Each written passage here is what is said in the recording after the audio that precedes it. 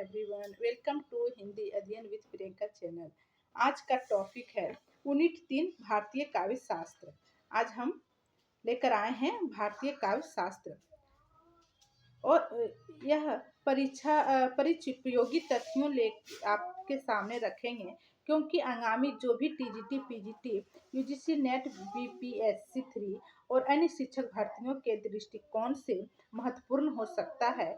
जिन जिन के पाठ्यक्रम में काव्य शास्त्र लगा हो, उन सभी परीक्षा के लिए महत्वपूर्ण है।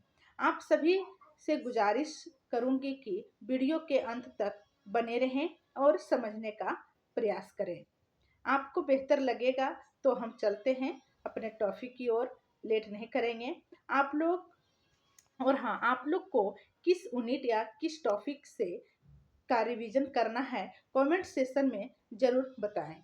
ठीक है, चलिए हम लोग चलते हैं अपने टॉपिक पर। काव्य शास्त्र, भारतीय काव्य शास्त्र के लेखक और ग्रंथ के बारे में आज हम लोग जानेंगे। ठीक है,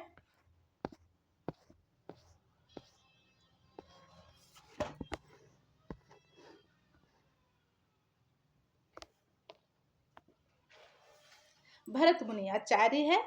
समय और ग्रंथ, यहाँ से हर एग्जाम में जिस एग्जाम में काव्य शास्त्र का प्रश्न आता है, उसमें निश्चित से इस यूनिट से 1-2 क्वेश्चन पूछा ही जाता है। चलिए, भरत मुनि केवी सती का है तो दूसरी सती का है, और इसका ग्रंथ क्या है? नाट्य शास्त्र। बहुत बहुत इम्पोर्टेंट है। ठीक है, भामा छठी सती का है और इसका ग्रंथ है काव्यालंकार। क्या है? काव्यालंकार। दंडी कब का है? तो 7वीं सदी। ये भी सीरियल करने के लिए आता है, इसलिए इसका समय भी याद रखना हमें बहुत जरूरी है। इसका ग्रंथ, दंडी का ग्रंथ 2 है, एक काव्यादर्श और दूसरा भामा विवरण। काव्यादर्श बहुत जरूरी है और भामा भी याद रखना, लेकिन सबसे ज्यादा जरूरी काव्यादर्श है।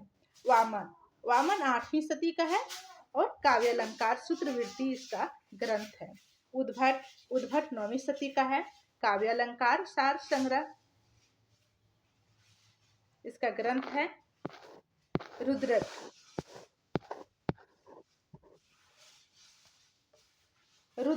9वीं सदी, काव्यालंकार। श्री शंकु 9वीं सदी, इसका श्री शंकु का 2 ग्रंथ है, भुवनाभोदय और नाट्य शास्त्र की टीका।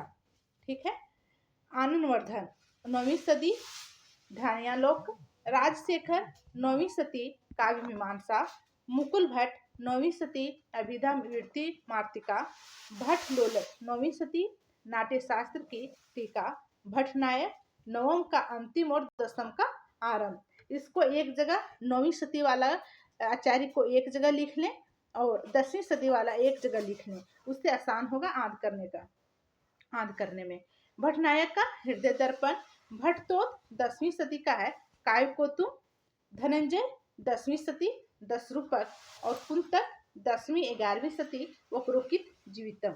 ठीक है, ये इम्पोर्टेंट है, ये भी इम्पोर्टेंट, धनंजय का भी इम्पोर्टेंट है।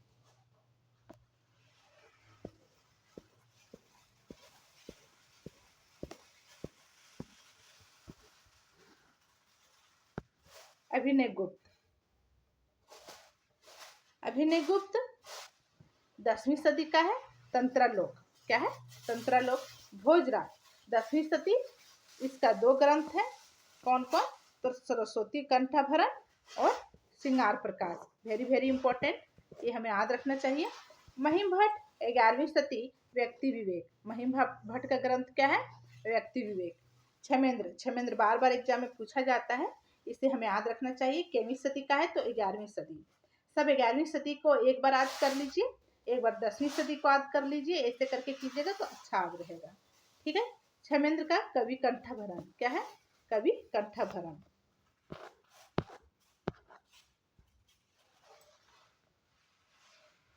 मम्मट 11वीं सदी, काव्य प्रकाश इंपॉर्टेंट। वेद व्यास 12वीं सदी, अग्नि पुराण। वाग्भट प्रथम 12वीं सदी, वाग्भट अलंकार। हेमचंद 12वीं सदी, Kavyanushasan. Very very important. Ramchandra Gunchand 12वीं सदी, नाट्य दर्पण। रुयक 12वीं सदी, अलंकार सरोसा और साहित्य मीमांसा। रुयक का 2 ग्रंथ है, क्या क्या है? अलंकार सरोसा और साहित्य मीमांसा। याद रखें।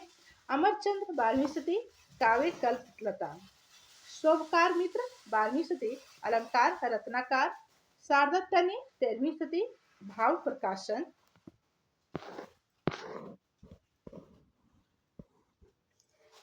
Jaydev very very important, Jaidev 13वीं सदी का है, चंद्रालोक। विद्याधर 13वीं सदी का अंत और 14वीं शतक के आरंभ। एकावली विधानाथ 14वीं सदी, प्रताप रुद्र अशोभूषण। भानुदत्त मिश्र 14वीं सदी, इसका 2 ग्रंथ है, रसमंजरी और रसतर्गिनी। ठीक है, भानुदत्त का 2 ग्रंथ है, रसमंजरी और रसतर्गिनी। विश्वनाथ 14वीं सदी, साहित्य दर्पण, very very important. Vishweshwar Kavichandra 14वीं सदी, चमत्कार चंद्रिका। रूप गोस्वामी 16वीं सदी, उज्जवल नीलमणि और रूप गोस्वामी का उज्जवल नीलमणि भी इंपॉर्टेंट है। दूसरा भक्ति रसामृत सिंधु।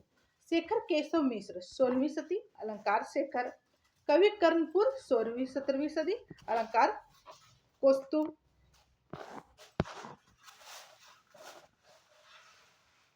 ठीक है। और अप्पय दीक्षित 16वीं 17वीं सदी, वृत्ति वाक्य। पंडित राज जगन्नाथ 17वीं सदी का रस गंगाधर। अकबर शाह 17वीं सदी, श्रृंगार मंजरी। विश्वेश्वर पंडित 18वीं सदी, अलंकार कौस्तुभ। ठीक है। ये एग्जाम की दृष्टि से बहुत बहुत महत्वपूर्ण आचार्य और उनके ग्रंथ थे हमारे भारतीय काव्य शास्त्र के।